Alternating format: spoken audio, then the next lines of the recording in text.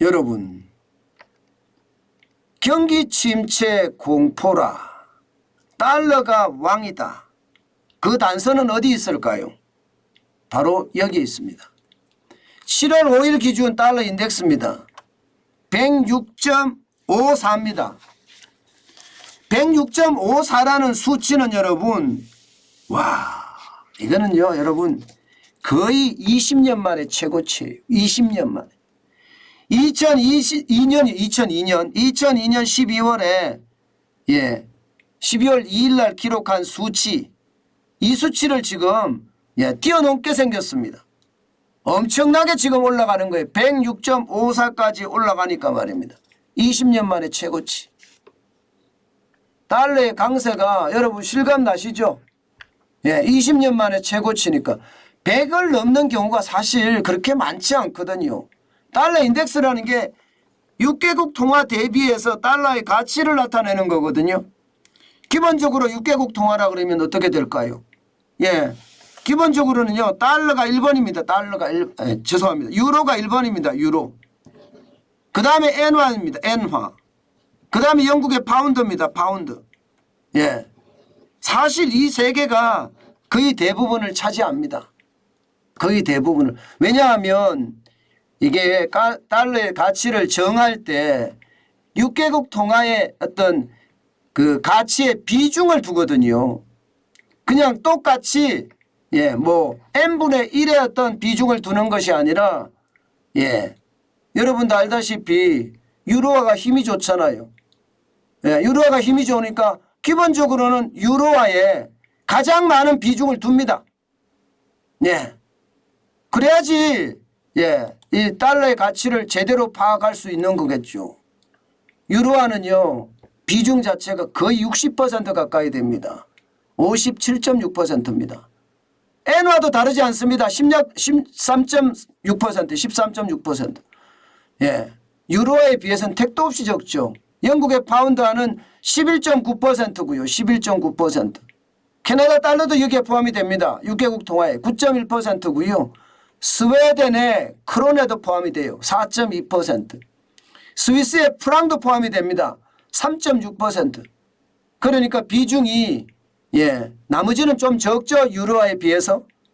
그러면 지금 달러가 106.54까지 올라갔다는 것은 상대적으로 6개국 통화의 가치가 떨어졌다는 거잖아요. 실제로 말입니다. 유로화의 가치는요. 지금 20년 내 최저치라고 이야기. 20년 내 최저치. 유로화가 지금 쉽게 말하면 가치가 박살이 난 겁니다. 엔화는 뭐 슈퍼엔저라고 이야기할 정도로 내려갔잖아요. 그죠?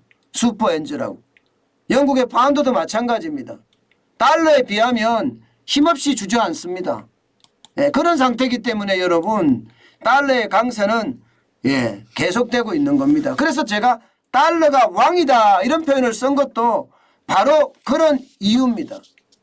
원달러 환율도 보면 말입니다. 지금 6일 날인가요? 1311원까지 올라갔었습니다.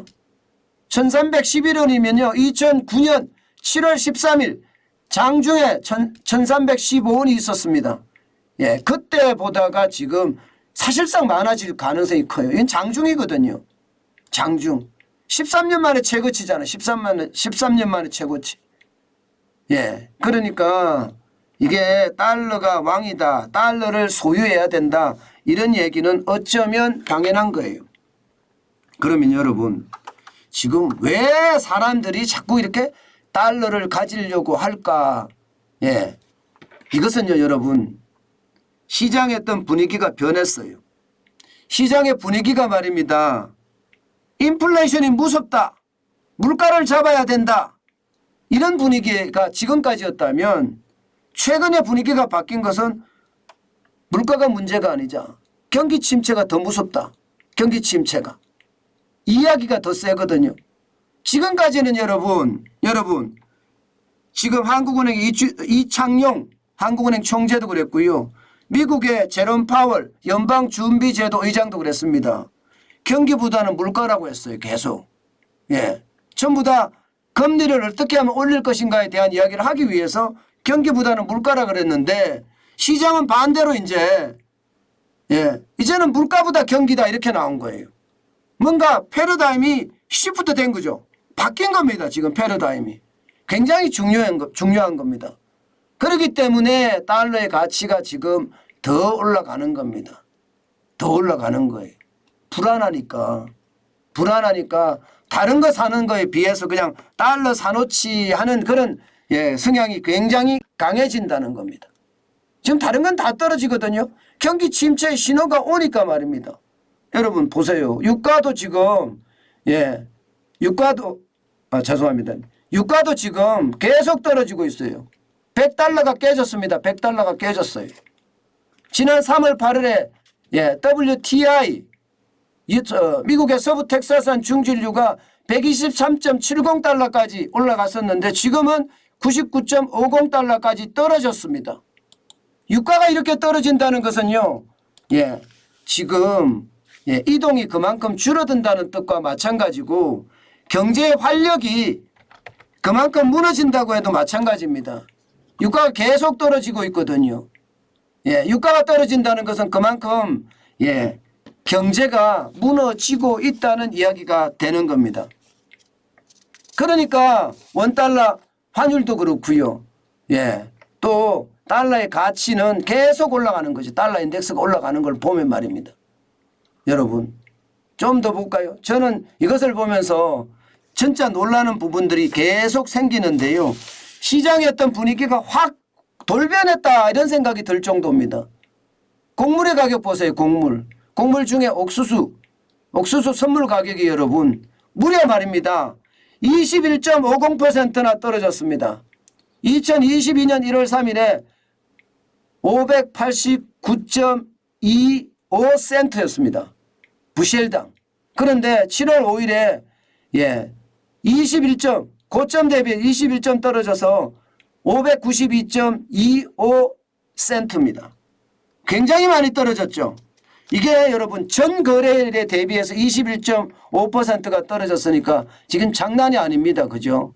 장난이 아닙니다.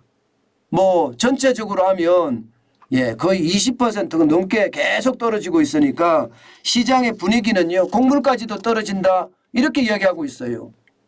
그러면 여러분 원자재 가격이 폭등한다고 할 때가 엊그제였잖아요. 그죠? 사실 뭐 한 달 전도 아니에요. 몇 주 전만 하더라도 원자재 가격 폭등한다예요. 몇 주 전만 하더라도. 그래서 에너지원이 올라간다. 광물 자원이 올라간다. 곡물 자원이 올라간다. 난리를 쳤습니다. 그런데 지금 불과 몇 주 지나서 거꾸로 되고 있는 겁니다. 에너지원은 떨어지고 있고 광물 자원도 떨어지고 있고요. 곡물 자원도 지금 떨어지고 있는 모양새입니다. 닥터코프라고 해서 구리까지 떨어졌잖아요. 그만큼 빠르게 떨어진다는 이야기입니다. 빠르게 떨어진다는 이야기예요. 심지어 말입니다. 여러분. 에너지 가격 또 곡물 가격 광물 가격이 떨어지니까 금까지도 떨어집니다. 금까지도. 금도 말입니다. 지금 연중 최저치예요. 1763.9달러입니다. 온스당. 여러분도 알다시피 2022년 3월 8일에는 2049.9달러까지 올라갔던 거거든요. 지금 이거는 엄청나게 떨어진 거죠. 뭐 이렇게까지 떨어지나 이렇게 이야기할 만큼 지금 폭락을 하고 있습니다. 그만큼 말입니다. 경제가 좋아지지 않을 거라는 경기 침체에 대한 우려감이 굉장히 큰 겁니다. 심지어 여러분 독일이 무역 적자가 났어요. 독일이 무역 적자가 났다는 것은요. 31년 만에 기록적인 수치라고 이야기해요. 그래서 시장의 충격은 더 커지고 있습니다. 독일은요.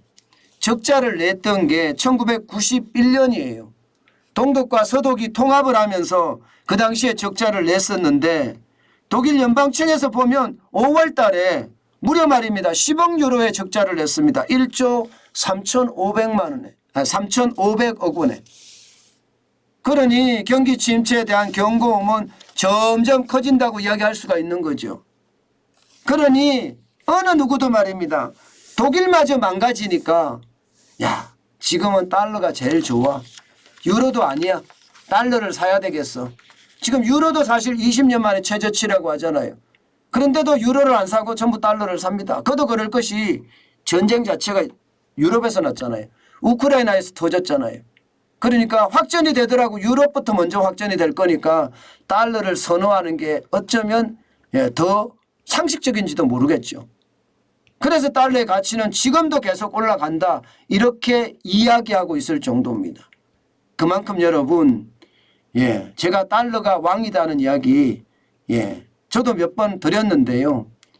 지금도 여러분 달러를 가지고 있으신 분들은 뭐 여러분 개인 의사에 맡기겠지만 저는요, 1,300원대에 조금 팔았습니다.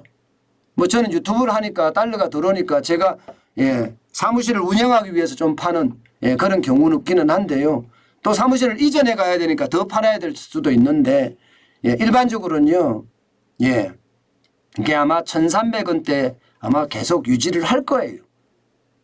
당분간은 말입니다. 어쨌든 여러분 시장은요. 지금 가장 가치 있는 게 달러다. 이렇게 현재까지는 인정하고 있습니다. 물론 또 시장은 바뀌기 때문에 언제 어느 때 어떻게 바뀔는지는 아무도 모릅니다. 그러나 분명한 것은요. 지금 현재는 달러가 왕이다.